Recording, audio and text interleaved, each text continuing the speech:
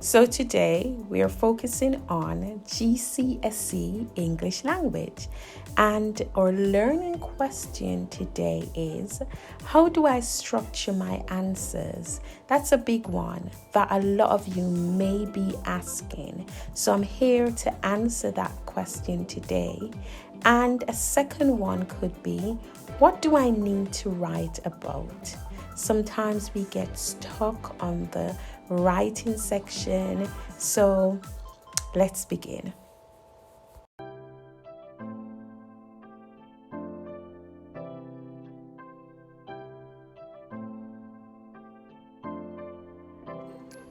So today we're going to focus on section B, which is the writing paper, the writing part of your English language paper. And we're specifically looking at the acronym APTF in order to help you to really structure your response to this question. So A is audience, P is purpose, T is tone, and F is form. And for the questions in section B, you need to identify the audience, the purpose, the tone, and the form of your writing. Let's begin.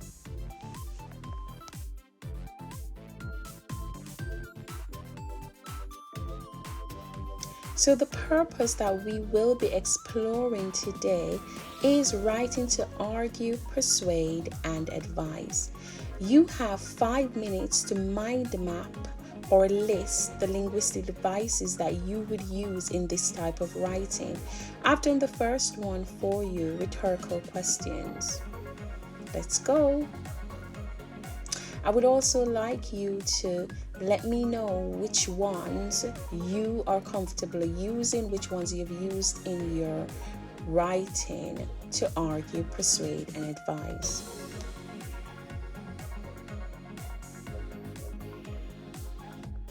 Okay, how well do you do? I have put the persuade mnemonic here to help you as well.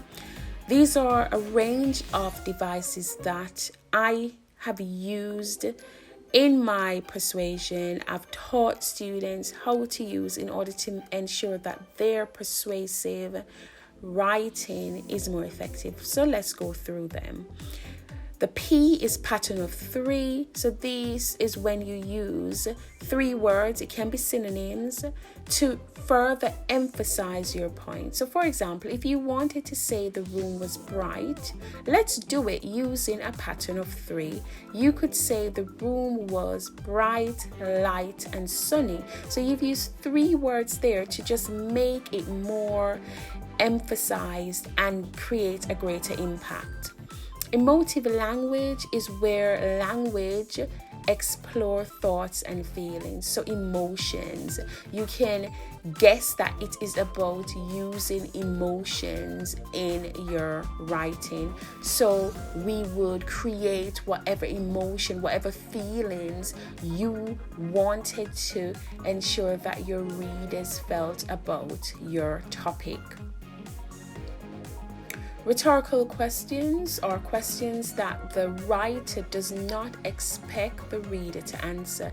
And this is because the writer would have already put the answers within their writing.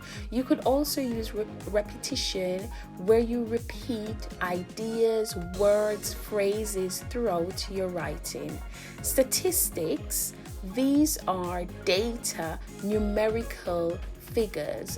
So you could say 70%, 80%, which further highlights your topic, your ideas, and also is used to further convince your reader that what you're saying is the truth and they should believe it.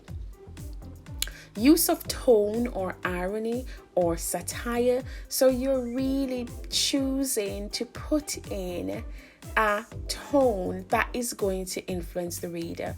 It is even as well used to convince your reader that what you're saying they should believe.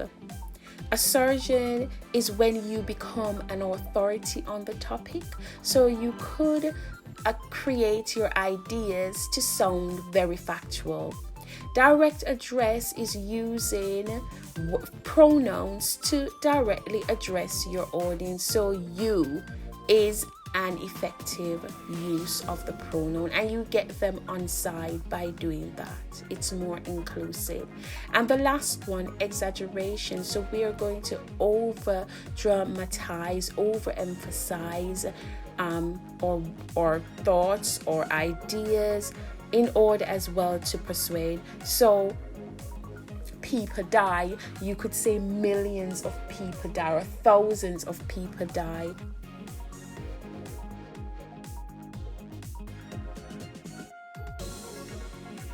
So how will you be assessed? The question is worth 40 marks and you will receive 16 marks for your SPAG. That's spelling, punctuation and grammar. So your spelling, punctuation and grammar is very important because 16 marks, that's a lot. And you then would receive the further 24 marks for your composition and effect.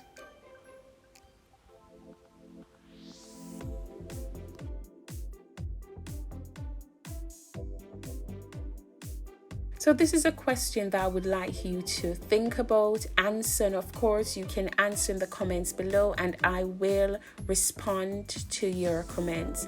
So what is the most important aspect of your writing? Do you think it's the opening? Do you think it's the ending? Do you think it's the middle or the overall effect? Can you write down what you think and why? So if it's the opening or if it's the ending or if it's the middle or the overall effect.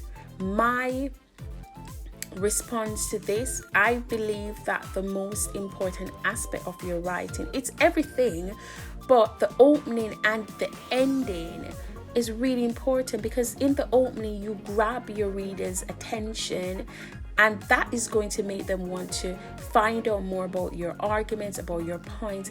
And the ending, you must end with a bang because you have gotten the reader's attention. You need to keep it. So that is my reason for choosing the opening and the ending.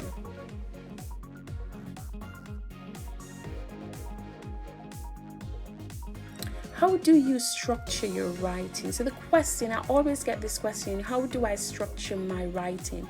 Okay, your opening should clearly appeal to your target audience and it should show your views clearly and concisely. So in your opening, it should signpost what your argument is going to be about, what will you be discussing. The main body should develop your views in a really succinct, concise way.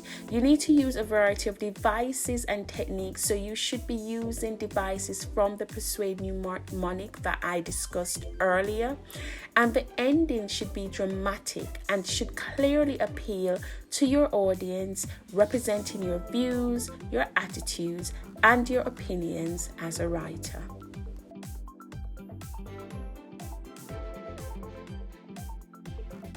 I wanted to end this tutorial today by looking at 2 examples of writing and really analyzing which one is more effective.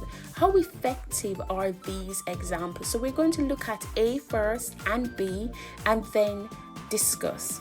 So A, ridiculous. It is a farcical statement. Students should not be allowed to bring mobile phones into schools.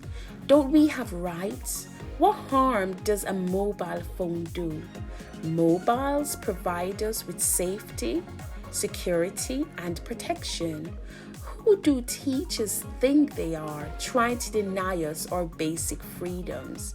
So Let us look at B and then compare the two. Mobile phones should be allowed into schools. Children are so used to having mobile phones that without them we feel lost. It is important that schools allow students the same rights and freedoms that teachers have. Which one is more effective? Can you put that in the comments below, please?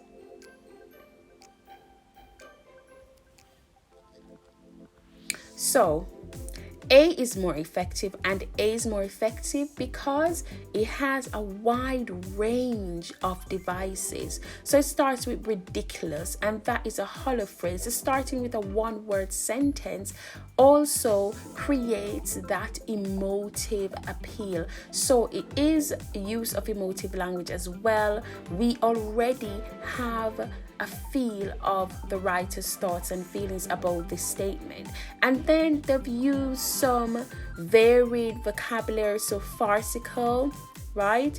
And they've also used rhetorical questions. So don't we have rights? Also used pattern of 3, safety, security, protection. So a range of things, more than one rhetorical question. Whilst if you look at B, it is just putting down the points. Children are so used to having mobile phones, they should be given the same rights as teachers without your devices. I've chosen to use these two examples to show you how it is imperative that you use your range of persuasive devices in order to appeal to your reader. Well, we've come to the end of another tutorial. I hope you've enjoyed this one. Please, as usual, feel free to comment below and let me know what you thought. Also, answer the questions that I have asked throughout the tutorial. And if you have any other questions, please be sure to ask. Until the next one, be blessed.